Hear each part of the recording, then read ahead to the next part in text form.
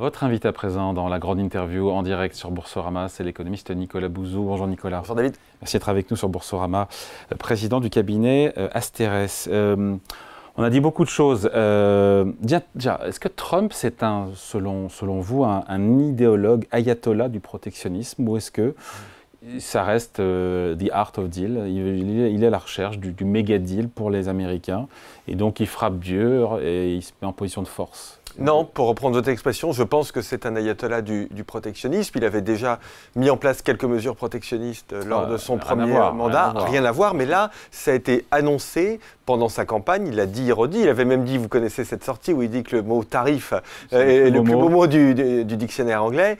Et puis, tout ceci a été théorisé, je crois que Jean-Marc Vittori vous en a dit quelques mots tout à l'heure, par Stéphane Miran, qui a quand même bien expliqué la façon dont, au fond, Trump voyait la macroéconomie, c'est-à-dire des droits de douane élevés, une espèce d'accord pour mettre en place une baisse du dollar, à la limite des limitations de flux de capitaux pour faire en sorte que tout ça soit cohérent, parce que ça ne l'est pas naturellement. Donc non, je pense qu'il y a une vraie idéologie et un vrai projet qui consiste, il faut bien comprendre ça, à réindustrialiser les États-Unis avec des industries moyenne gamme. En fait, c'est ça. L'idée, c'est d'avoir des usines. Je dirais pas, si vous voulez caricaturer, je dirais c'est d'avoir des usines textiles, mais on n'est pas très loin de ça. C'est d'avoir des usines automobiles, c'est d'avoir des aciéries, c'est d'avoir de l'industrie lourde. Et donc, finalement, le modèle de l'économie américaine, qui est un modèle très tourné vers les services et très tourné vers l'innovation, l'idée, c'est d'abandonner ce modèle et d'aller vers un modèle industriel, alors pour pas dire 19e siècle, je dirais des années 70.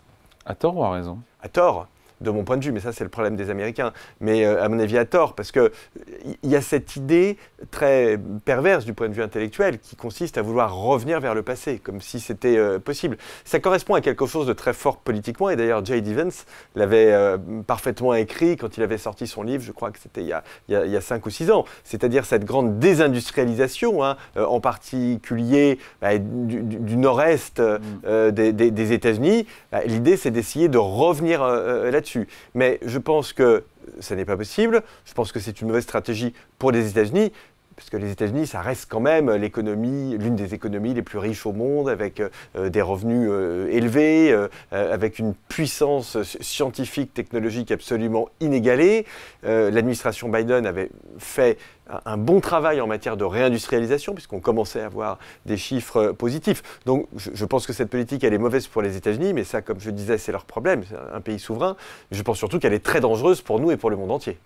Après, il y a le PDG de JP Morgan, Jamie Dimon, qui est très écouté quand même, et qui dit que tout ça, cette guerre commerciale, cette droit de douane, c'est plus d'inflation, c'est moins de croissance, et Trump, au même moment, mais il ne lui répond pas, il dit non, mais il n'y a pas d'inflation.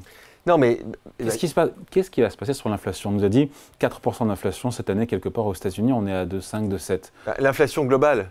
En même temps, le pétrole baisse. C'est exactement ce que j'allais dire. Elle sera peut-être limitée, puisque le pétrole baisse. Donc ça compte quand même. Mais ensuite, de toute façon, des droits de douane, ce sont des taxes sur les importateurs. Ce sont les importateurs qui payent les droits de douane. Et les consommateurs. Alors en fait, ils sont répercutés sur les entreprises qui achètent et sur les consommateurs. Donc, mais l'importateur, il est américain, l'importateur. Alors, bien sûr, donc mécaniquement, ça fait de l'inflation aux États-Unis. Mais quand il dit c'est les pays étrangers qui payent. Non, bien sûr que non, c'est pas les pays étrangers qui payent. Bien sûr que non, mais ça, ce sont des fake news. On est face à quelqu'un, de toute façon, qui ne dit pas la réalité, qui vit dans un monde parallèle, qui n'est pas le monde concrètement qui paye de la réalité. Donc, ce sont les importateurs. Américains. Qui payent américains. Exactement. Et eux... Qui achètent la marchandise. Et ensuite, si vous voulez, la hausse de prix, elle se répercute de bout en bout jusqu'au consommateur final. Donc, le distributeur qui peut aussi prendre sur sa marge. Aussi. Tout le monde prend un peu sur sa marge. C'est pour ça qu'au bout du compte, si vous avez un droit de douane de 25%, vous n'allez pas avoir 25% en plus payé par le consommateur, parce que les marges... Pour l'iPhone, j'ai pas compris d'ailleurs comment est-ce diminué. Que 54%, ça sera pas l'iPhone qui va prendre 54%, parce que la valeur ajoutée n'est pas de... Bien sûr, surtout qu'il y a énormément d'intermédiaires et énormément de producteurs dans le cadre de l'iPhone. Mais oui, donc il est absolument... L'iPhone pour les Américains. Pour les Américains, non, mais... Et c'est toute d'ailleurs la problématique des mesures de rétorsion. Moi, je suis opposé à des mesures de rétorsion sous forme de droits de douane de la part de l'Union européenne, parce que je pense que les droits de douane, ça pénalise d'abord le pays qui les prend, qui prend cette mesure. En réalité... Alors on fait quoi l'Europe d'ailleurs? Pardon, on est parti dans tous les sens, mais on fait quoi dans ces cas-là l'Europe? C'est ma faute. Non, c'est la mienne. Trop. Non, mais c'est moi qui dis ça, mais quelque part c'est intéressant.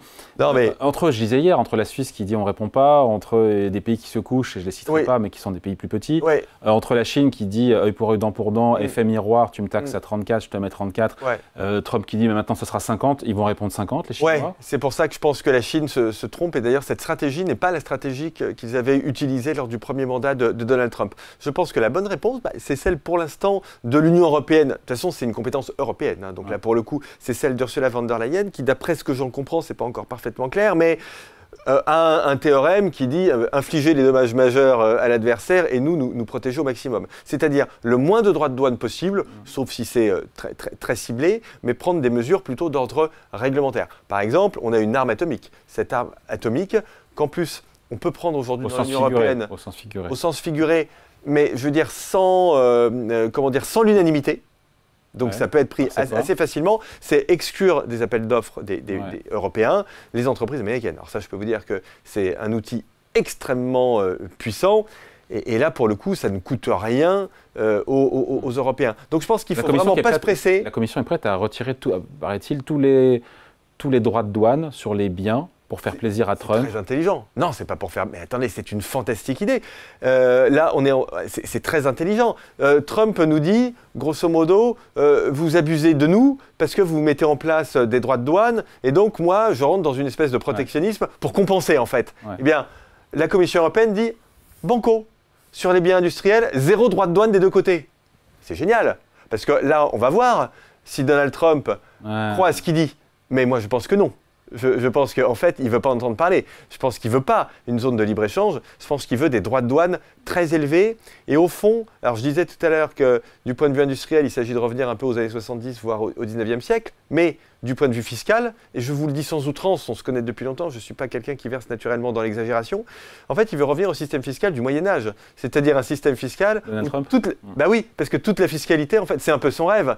Pour les Américains, c'est que des droits de douane et plus d'impôts sur le revenu. Ouais. C'est ça ce qu'ils visent. Bah ça, c'est très exactement la façon dont l'économie médiévale fonctionnait. Elle ne fonctionnait pas très bien.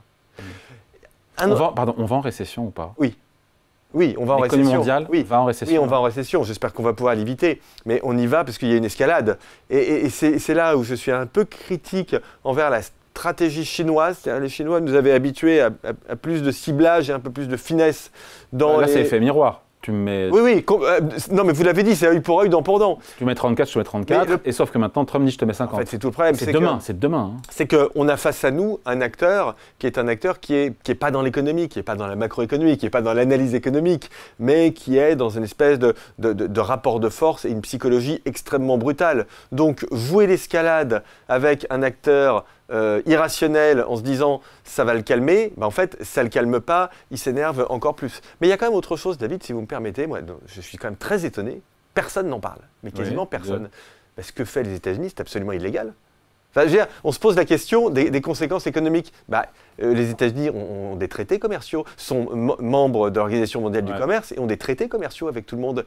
Et donc là, on fait face à quelqu'un qui a des méthodes de voyou, qui ne nous dit pas on va renégocier les traités. Ça pourrait parfaitement s'entendre. Les traités ne sont pas à l'avantage des États-Unis, on va en rediscuter. Mais qui nous dit je ne respecte plus rien, je casse tout et je mets en place des droits de douane sans tenir compte des engagements qui ont été signés par les États-Unis. Et ça, je peux vous dire que quand Trump dit ça va permettre une réindustrialisation parce qu'à cause des droits de douane, les industriels européens, chinois, etc., ils vont venir produire aux États-Unis.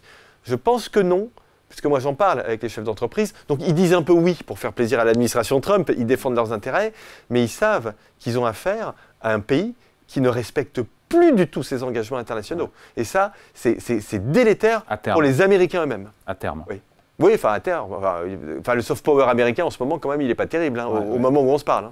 Pour les Français, quel impact pour la France et les Français? On sait qu'il y a 50 milliards d'euros d'export vers les États-Unis, concentrés sur certains secteurs, on le sait, les vins et spiritueux, la cosmétique, le luxe, les équipementiers auto, etc., etc. Est-ce que vraiment ça va changer notre quotidien? Parce que Bayrou a dit 0,5% de croissance en moins. C'est pas rien quand on est à 0,7. Hein. Non, bien sûr. Non, mais je pense que, moi je l'ai entendu, je pense qu'il avait raison. En fait, parce qu'on regarde uniquement les exportations françaises vers les États-Unis, donc c'est pas énorme, encore que dans certaines filières, l'agro l'agroalimentaire, les cosmétiques, etc., l'aéronautique, c'est important, mais il y a des effets en chaîne. Il y a des effets en chaîne parce qu'il y a ce risque d'escalade qu'on commence à se voir, et puis il y a des effets en chaîne parce que la Chine, on a quand même deux gros acteurs du point de vue économique qui écrasent un peu tout, la Chine et les États-Unis.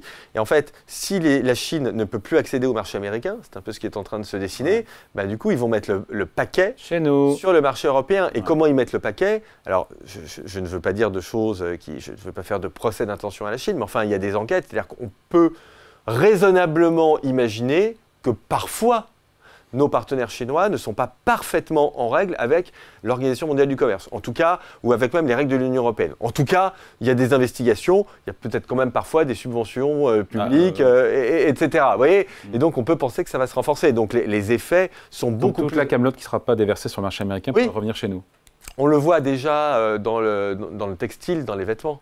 Notamment le commerce en ligne. On a des acteurs qui sont follement agressifs. Nicolas, Trump affirme qu'il ne donnera pas suite aux demandes d'entretien des responsables chinois, mais qu'à l'inverse, les négociations peuvent se faire avec notamment les autres pays qui ont aussi demandé des entretiens, qui allaient commencer immédiatement, on pense au Japon, peut-être aussi l'Europe. Je me suis dit, ce n'est pas une façon détournée de dire qu'il est prêt à négocier avec tout le monde, sauf avec la Chine, et la Chine qui est donc l'ennemi numéro 1, ce qu'il a toujours dit. Je pense que Est-ce qu'il n'est pas en train de discriminer un peu les choses, là, les pays? Je pense que vous intellectualisez à outrance, ce qui est une grande qualité liée à votre finesse d'esprit. Mais très honnêtement, là, je pense que vous poussez le raisonnement beaucoup trop loin. Je ne crois pas du tout qu'il y ait cette stratégie. Et quand on entend parler son secrétaire d'État au commerce, enfin la petite cour, parce qu'ils sont très peu nombreux aujourd'hui, qui l'entourent. Navarro, Bessène. Navarro, il y a un article, je crois que c'est dans le Financial Times hier ou ce matin de Navarro, qui est très brutal, mais vraiment très brutal. Où grosso modo, ce qu'on entend, c'est qu'ils ne céderont rien. Mais de toute façon, conseiller au commerce, je sais plus. Absolument, tout à fait. Mais de toute façon, négocier avec les États-Unis, parce que là, on dit, c'est malin. Enfin, les Trumpistes disent, ah ouais, il est quand même super intelligent, il amène tout le monde à négocier, etc. Mais on va lui dire quoi? Non, mais concrètement, moi j'aime bien faire cet exercice-là. Il nous explique que l'Europe est un continent pathétique, qu'on ne veut pas acheter des voitures américaines. C'est sûr que les pick-up, je suis désolé, mais dans les rues de Boulogne, c'est pas adapté. Bon. Et il nous explique que la TVA, c'est un droit de douane. Non, mais enfin, je veux dire, ça va se passer comment? Vous pensez sérieusement que ça va très bien se passer? Négocier avec une administration. Pas un droit de douane. Et dans tout ce que je viens de vous dire, il n'y a aucune exagération. Est-ce que quelque chose de bien peut ressortir de ces décisions prises par Trump en matière de droit de douane? Je pense au pétrole qui est à sous 65 $. C'est bien ça. C'est bien, sauf si vous avez une conscience climatique. Oui, voilà. Ça. Et en plus, vous avez tout à fait raison. En fait, parce que Trump, hier, sur X, a dit super, baisse du pétrole, super, baisse des taux d'intérêt, super, parce qu'on va en baisse des récession. matières premières. Oui, parce que tout le monde aujourd'hui anticipe une récession au niveau mondial. Donc, c'est pas génial. Non, par contre, non, là, il y a quand même il y a des bonnes nouvelles pour nous. C'est que ça peut quand même, j'espère, nous faire comprendre qu'il faut qu'on renforce notre économie en Europe et en France. Donc tout le discours qui arrive, notamment en Europe, sur la simplification, par exemple, ça, en fait, c'est grâce à Trump, d'une certaine façon. Donc ça, c'est bien. Budget 2026, budget 2025, le seul mérite du budget 2025 pour la France, c'est qu'il existe. C'est son seul mérite, sinon c'est nul. Non, mais c'est vrai. Mais 2026, j'espère quand même que nos parlementaires vont comprendre qu'il ne faut pas taxer les entreprises une deuxième fois, mais qu'il faut au contraire qu'on renforce notre économie. Ouais. Oui, je suis peut-être un peu naïf. Mais il y a quand même, en théorie, des effets pédagogiques. Est-ce que les marchés financiers, enfin, finir là-dessus, peuvent jouer le rôle de corde de rappel? Parce que pour le moment, Trump, il semble totalement inflexible à ce qui se passe à Wall Street. Et ça, c'est une vraie surprise. Oui, vous avez raison.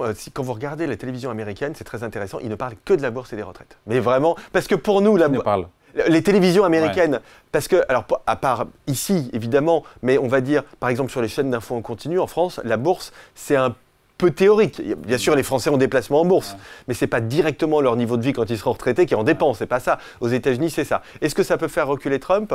Moi, quand je lis ses déclarations et quand je lis les déclarations de ses ministres, j'ai pas l'impression qu'ils soient prêts à reculer sur quoi que ce soit. Même si Wall Street s'effondre, Trump ne reculera pas? Non, je pense que ce qui peut faire reculer, c'est les mi-termes et éventuellement, parce que ce que fait Trump est illégal aussi du point de vue du droit américain, puisqu'il peut modifier les droits de douane, mais pour des raisons de sécurité nationale, modifier les droits de douane sur l'île de la Réunion, considérée comme un pays pour des raisons de sécurité nationale, c'est illégal au regard du droit américain. Et pour vous, donc pour vous, il va laisser regarder Wall Street chuter? Ouais, je pense. Ouais. Donc la situation est catastrophique au niveau international. Donc il faut se dire, nous, en Europe, il faut qu'on soit bon, il faut qu'on augmente notre niveau de jeu, il faut qu'on renforce notre économie. C'est comme ça qu'on va s'en sortir. Et après, Trump, ça passera. Et ces droits de douane débiles, il y a un prochain président, forcément, à un moment ou à un autre, qui reviendra à la normale. Mais là, en ce moment, c'est une décision catastrophique. Pour celles et ceux, on finit là-dessus, qui nous regardent, qui se disent, et qui n'ont pas d'action, qui n'ont pas de placement financier, ça peut arriver, il y en a beaucoup, et qui ne se sentent pas concernés par ce qui se passe en ce moment aux États-Unis, ces droits de douane, ces secousses boursières. On leur dit quoi?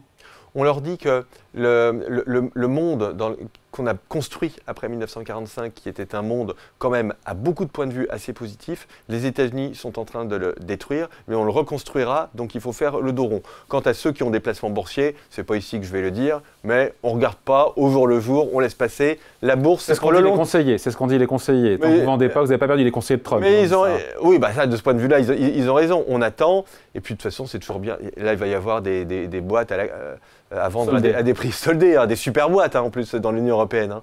Donc ça, c'est super.